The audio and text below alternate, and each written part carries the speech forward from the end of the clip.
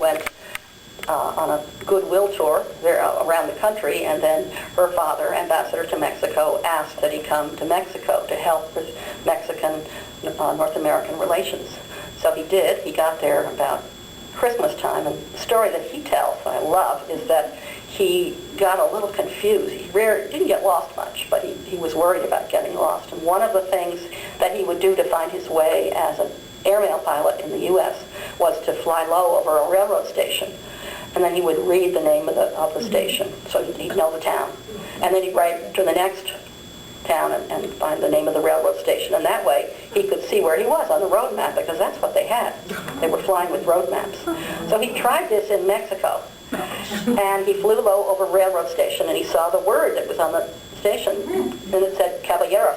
And so then he went to the next station, and he flew low to find his way, and it said Caballeros. It took him 2 or 3 stations to realize that those signs meant men's room. But he did make his way to Mexico City and met Ambassador Morrow, my grandfather. He had 3 other relationships in Europe and 7 children. My half-brothers and sisters, whom I never heard about until 2003, when one of the 3 women died, and her children, her daughter especially, who had promised not to say anything during her mother's lifetime, just burst out and said, "I can't do this anymore. I want myself." She had always thought she was not only illegitimate but somewhat shameful, and she didn't want her daughter to feel it that way. And this is Astrid, my sister Astrid. So she got her 2 brothers to have a press conference and talk about this and say, "This is who we are. You know, we're sorry if it hurts somebody, but this is who we are, and when we're not ashamed of it," and so forth. And of course, my brothers and I went, "Whoa!" You know, we thought they must be just crazy or lying, and they weren't. And we knew this for sure. One, because one of my nephews, just on his own, went to Europe to meet them. He was very interested, and he went to meet them, and he did a DNA test. And there you go. But also, we found out that my father had left the trust fund, sums of money in 3 chunks for these families, and that there was no question in my mind, because that's what he would do. He would provide. So several things happened with that. One of my brothers went to Europe to meet the families and with the same nephew and his daughter, who was studying there, and I had another niece who was in Europe. Her father was French. There were a bunch of them. There were 3 or 4 people in his old car that my brother uses when he's in Europe. A friend of his has this kind of a ratty old car, but Scott doesn't care. And he also was, looking for dogs, because he lives in Brazil, and he works with endangered species, and there was something about dogs and jaguars. And I think it had to have some, I can't even remember what he was doing. I never know what he's doing. Last time it was pigs. But this time he had to get a certain kind of dog to help round up the jaguars so that they could go up a tree, so the farmers could catch them and not shoot them. And anyway, he needed a dog, so he had this puppy. So there's Scott, my brother Scott, the puppy, his daughter, a niece and a nephew, you know, all in this horrible car. And we were very, very careful at that time, because we didn't know whether this was real or not. This was pre-DNA. We decided we'd meet the families. And Scott, who was a darling, a sweet man, said, I said, are you doing this to prove to yourself that it's true or not true? And he said, "No, I want to meet the people my father loved." And I loved his saying that. I loved his saying that. And he did that. He went in the car to the neighborhood outside Paris, and everything was very, very secret. We even had a legal opinion, sort of a legal statement that was prepared by my friend Carol's husband, who's our attorney. So this was going to be top secret Lindbergh family meeting, and then the muffler fell off the car. and so my brother was, driving through Paris with the car like that. And all the French housewives came out of their doors, and the kids just loved it. All the children, my half-sister's children, and then they had a picnic, and the puppy got tangled in the legs of the table, and things just were what things are. And somehow, again, you can't live in famous. You can't live in scandal. You can live in a human community.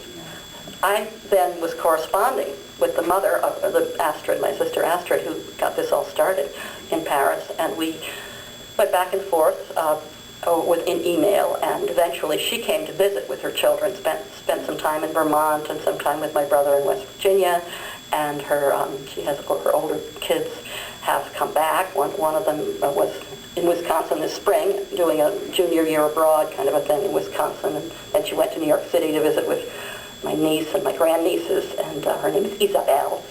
And Amelia, my niece, has gone back to Paris with Isabelle, and it just kind of all moves together, because the kids, they're not interested in all that. You know, they're just not interested. And I realized I like that very much. And I myself went to Europe to meet everybody. It must have been summer of '04. Took a flight to Paris and then train all over the place, to Germany, to France, to Switzerland, parts of France, to Switzerland, everywhere where there might be somebody in my family I had not yet met. And I noticed that even though I don't think we look alike, but every time I got to a train station, I knew right away who it was. And they, who are about 20 years younger than I am, most of them, were very considerate of their older sister. So I was maybe 58 or 9 at the time, and they're all, they're maybe, the youngest was probably 35 and up to 45 or so. And they would call each other. You could hear them. They'd say, well, now I'll put her on the train, wherever it was, can you take her off at Lausanne? And I realized it was exactly what my sister and I used to say. I think I wrote this here, about our mother. She would say, well, I'll drive her north as far as New Haven, and you come down here. And I realized, no, I'm a little old lady. But they were darling. They were very careful. Some of them were angry with each other, because Astrid and her brothers were very open. And some of their own half siblings did not want this to happen. In fact, we got a letter from one family saying, our cousin Astrid wants to do such and such, and we really think it's terrible. I had no clue. I didn't know who they were or what they were talking about. And after the revelations, then some of them were angry, and I don't know how much reconciliation there has been. But I know that I was able to go from one group, one family to the other, and they did communicate that way, by trying to get me on and off the right train, because I tend to get lost wherever I go. But I always get found again. I spent time with the people themselves, and I know their anguish. And I also I know one of the mothers, and like her so much, and want her not to feel terrible. She was devastated that the news was out. She was ashamed. She's lovely. I spent time with her. I don't know what happened. All of this happened after the Second World War, and these were families who had lost everything. 3 women who had lost everything. 2 of them were sisters, and one of them was a friend. It was a group of young women. And people have to say different things. One of my mother's closest friends said, I asked her if she thought my mother knew, and she said, I think she knew. I don't think she knew what she knew. She knew something.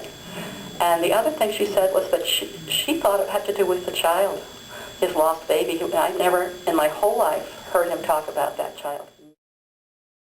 I could spend the rest of my life furious and stamping around and babbling about polygamy, but I'm not going to do that, because there are people involved whom I love.